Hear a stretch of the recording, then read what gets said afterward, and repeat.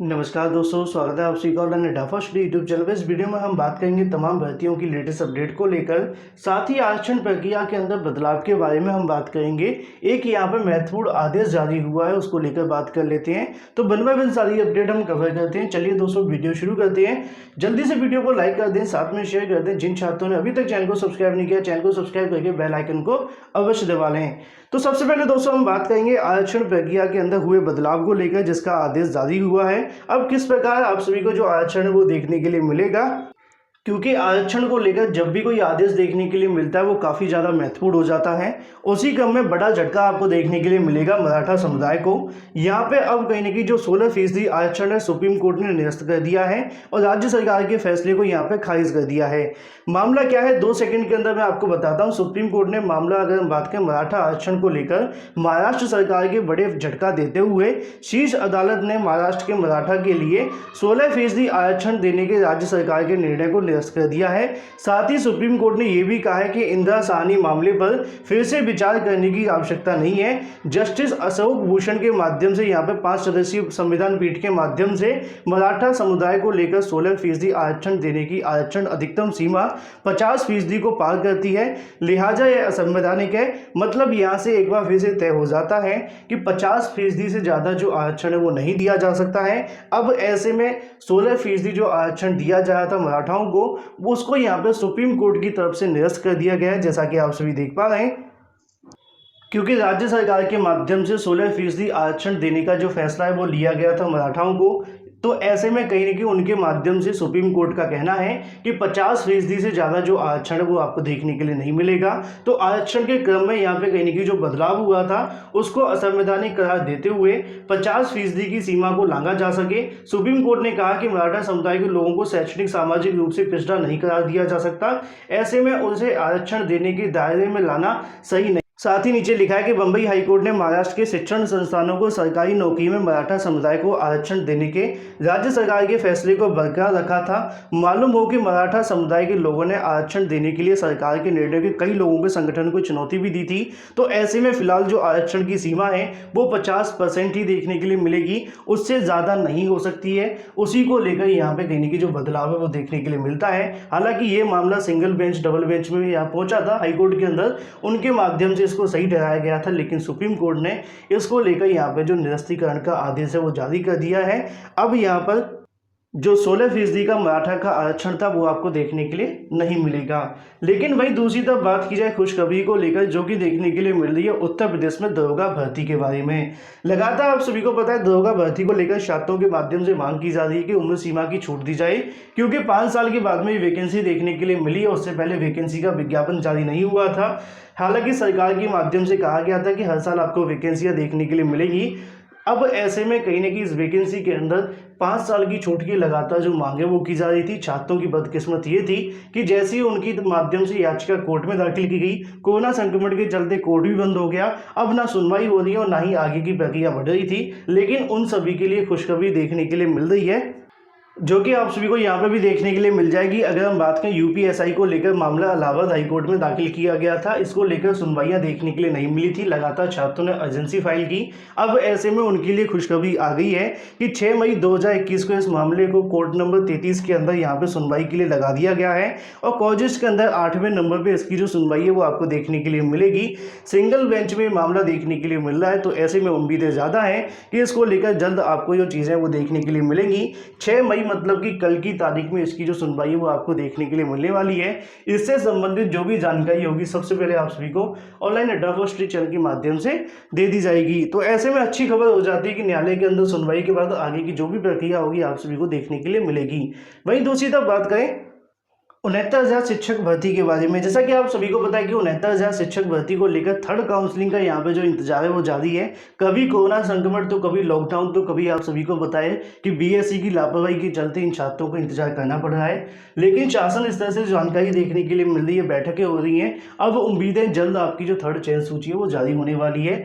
लेकिन यहाँ पे सबसे बड़ा सवाल छात्रों के मन में था कि 69,000 की अगली चयन सूची के लिए किस प्रकार मेरिट देखने के लिए मिलेगी। हालांकि इसके बारे में समय समय पे आप सभी को जानकारियाँ दी जाती हैं।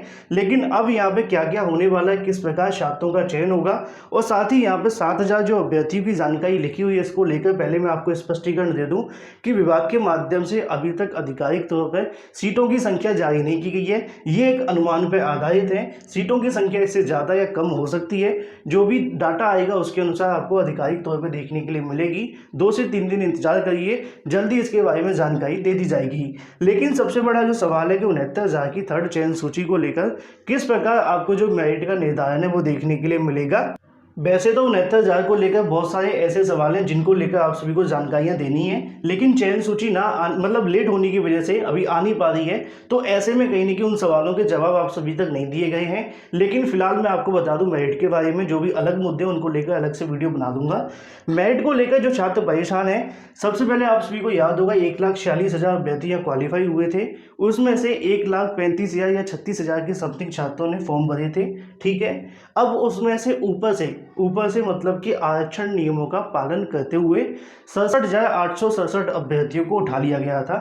ठीक है, अब उसके बाद में नीचे से जो भी छात्र होंगे उन सभी का मेरिट का निर्धारण करते हुए यहाँ पे लगभग जो भी सीटें खाली होती हैं 7,000, 8,000 या फिर जो भी होंगी उसके अनुसार छात्रों को यहाँ से चयन कर लिया जाएगा।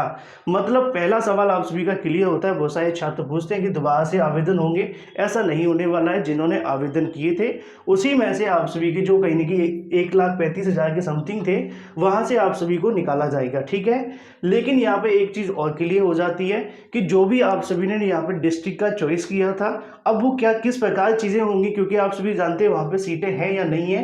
तो दूसरे डिस्ट्रिक्ट के अंदर आप सभी का यहाँ पे जो चयन है वो कर लिया जाएगा। इसको लेकर थोड़ी सी कहीं ना कहीं ऊपर नीचे चीज़ें होंगी, क्योंकि किसी किसी जिले के अंदर 1-2 सीट देखने के लिए मिलेगी। जैसे कि गाजियाबाद में किसी ने चयन किया हो गया तो वहाँ पर तो कुछ मिलने वाला है नहीं, है ना। तो इन अगर बात की डिस्ट्रिक्ट के अंदर हो सकता है कि आपको थोड़ा सा नीचे जाके चयन करवाया जाए। मेरिट कैसे बनने वाली है मैं आप सभी को समझा देता हूँ। बहुत सारे छात्रों के मन में ये भी सवाल था कि यहाँ पे जो सीटें खाली होने वाली हैं उसमें किस प्रकार आरक्षण को फॉलो किया जाएगा। मंत्री जी के माध्यम से जो प्रेस विज्ञप्ति जारी की गई थी आप सभी को याद होगा, उसमें कहा गया था कि आरक्षण नियमों का पालन करते हुए 7,000 जो भी सीटें खाली हैं उन सभी पर आप सभी का जो चयन है वो देखने के लिए मिलेगा। तो आरक्षण के नियमों के अनुसार आप सभी को पता है कि अनरिजर्व वाले मतलब जनरल वाले अभ्यर्थियों को भी लिया जाएगा, साथ में ओबीसी, साथ में एससी और एसटी वाले छात्रों को। एसटी के तो है नहीं है, लेकिन जो एसटी की 1133 सीटें हैं उनको एससी अभ्यर्थियों को चयनित किया जाएगा। तो उनकी जो मेरिट है वो थोड़ी सी और डाउन जाएगी। तो मेरिट किस प्रकार बनने वाली है उसको लेकर मैंने आप सभी को बता दिया है कि जो आपकी मेरिट पहले बनी थी उसी 1,46,000 में से आप सभी को ऊपर से उठाया जाएगा। एग्जाम्पल के तौर पे हम समझें कि अनरिजर्व का जो गुडान गया था जनरल का 67 था, है ना। अब वहां से क्या होगा कि जितनी भी सीटें खाली है, मान के चलो कि 500 सीटें हैं, एग्जाम्पल है ये, परेशान मत होना। अब 500 सीटों में आप सभी को पता है कि 0.1 डाउन करेंगे। वहां पे हो सकता है कि 40 सीटों में सब कुछ भर जाए, 50 या 200 में भर जाए, है ना। फिर उसके बाद एक और पॉइंट डाउन करेंगे, फिर एक और पॉइंट डाउन होगा और जहां पे सीटें खत्म हो जाएंगी वहां पे जनरल की मेरिट हो जाएगी लास्ट। उसके बाद में शुरू होगी ओबीसी की मेरिट। ठीक है, ओबीसी की सीटें भरने के बाद में फिर एससी की मेरिट आपको देखने के लिए मिलेगी और इसी क्रम को फॉलो करते हुए यहाँ पे जो अभ्यर्थियों का चयन है वो आपको देखने के लिए मिलेगा। एक सवाल आप सभी के मन में हो सकता है कि जो डाटा जारी किया जाएगा उसके अंदर किसके खाते में कितनी सीटें जाने वाली है। इसी को लेकर अभी तक कोई जानकारी ना तो शासन के माध्यम से दी गई है और अंदाजे अनुमान के तौर पर हम कुछ कह नहीं सकते हैं, क्योंकि जो डाटा मांगा गया था वर्गवार देखने के लिए नहीं मिला। अगर मांगा जाता है तो उसकी जानकारी आप सभी को दी जाती, क्योंकि इस प्रकार का किसी भी नोटिफिकेशन के अंदर तो देखने के लिए नहीं मिला था कि किस वर्ग के अंदर कितनी सीटें खाली रह गई हैं। हालांकि मंत्री जी के माध्यम से कहा गया था कि आरक्षण नियमों का पालन करते हुए अगली चयन सूची जारी की जाएगी। तो यहाँ पे आप सभी का जो सबसे बड़ा सवाल था कि मेरिट कैसे बनने वाली है उसको लेकर मैंने आप सभी को जानकारी दे दी है। बाकी जो भी सवाल है उनको लेकर अलग से वीडियो बनाकर आप सभी को जानकारी दे दी जाएगी, कमेंट करके आप सभी बता देना। साथ ही अगर हम बात करें आप सभी की चयन सूची के बारे में, जल्द देखने के लिए मिल सकती है। 7 तारीख को होने वाली बैठक काफ़ी ज़्यादा महत्वपूर्ण है, उसके बाद में आगे की आप सभी को जो कार्यवाही वो देखने के लिए मिलती रहेगी।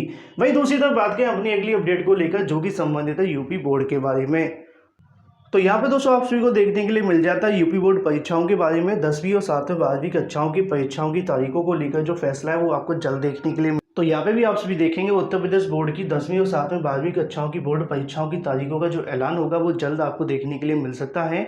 सूबे के शिक्षा मंत्री नहीं है, डिप्टी चीफ मिनिस्टर हैं, दिनेश शर्मा कोरोना पॉजिटिव हैं। ऐसे में बताया जा रहा है कि अधिकारी बोर्ड परीक्षाओं की तारीखों को लेकर सीएम के साथ में बैठक करेंगे। आपको बता दें कि सूबे के पहले आप सभी को पता है जो परीक्षा होने वाली थी वो 8 तारीख को थी, जिनको यहाँ पर टाल दिया गया। अब ऐसे में जानकारी देखने के लिए मिल रही है कि जल्द नई तारीखों की जो घोषणा है वो आप सभी को देखने के लिए मिल सकती है। इसको लेकर जो मुलाकात है वो अधिकारियों की होने वाली है सीएम के साथ में, और जैसी कोई मुलाकात होती है वहाँ से आपको नई तारीखों की घोषणा देखने के लिए मिल सकती है। तो जल्द यूपी बोर्ड 2021 की आप सभी को जो तारीखों का ऐलान है वो देखने के लिए मिलेगा। हालांकि सीबीएसई के माध्यम से 10वीं परीक्षा को रद्द कर दिया गया है, 12वीं को स्थगित किया गया है। वहां से भी कोई नई तारीखें अभी तक देखने के लिए नहीं मिली है। तो जो भी अपडेट होगी आप सभी को दे दी जाएगी। उम्मीद है कि जल्द यहां से अधिकारियों के साथ मुलाकात के बाद नई तारीखों की जो घोषणा है वो की जाएगी। कब परीक्षाएं होंगी इसके बारे में अभी आप सभी को थोड़ा और इंतजार करना पड़ेगा।